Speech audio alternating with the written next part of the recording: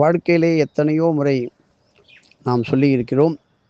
உலகத்திலே முதல் முதல் பூலோகத்தில் தோன்றிய அக்னி பகவான் திரு அண்ணாமலையிலே ராஜகோபுரம் பெரிய கோபுரத்தின் உள்ளே நுழைந்தவுடன் மிக மிக சக்தி வாய்ந்த முருகர் சன்னதிக்கு பக்கத்திலே உள்ள ஆதிமூல அக்னீஸ்வரரை வணங்கி அக்னியால் தயாரிக்கப்பட்ட அடுப்பில் எரியப்பட்ட பேக்கரி பிஸ்கட் வகைகளை அங்கே ஏழைகளுக்கு தானம் கொடுப்பதும், வாணியம்பாடி அதிதீஸ்வரருக்கு அறுசுவை உணவை படைத்து நைவேத்தியம் கொடுத்து அதை எல்லோருக்கும் அடிக்கடி கொடுத்தால் 7 ஸ்டார் ஹோட்டல் வைக்கும் நிலைமை ஏற்படும்.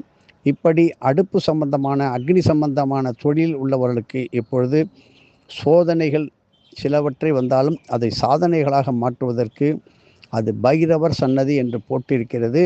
ஆனால் சிவ ஆகமப்படி அக்னி மூலையில் இருப்பவர் அக்னீஸ்வரரே என்பதை தெரிந்து கொள்ள வேண்டும். எதுவும் என்னுடையதல்ல, அனைத்து உடைய அருளால். அருணாச்சலா.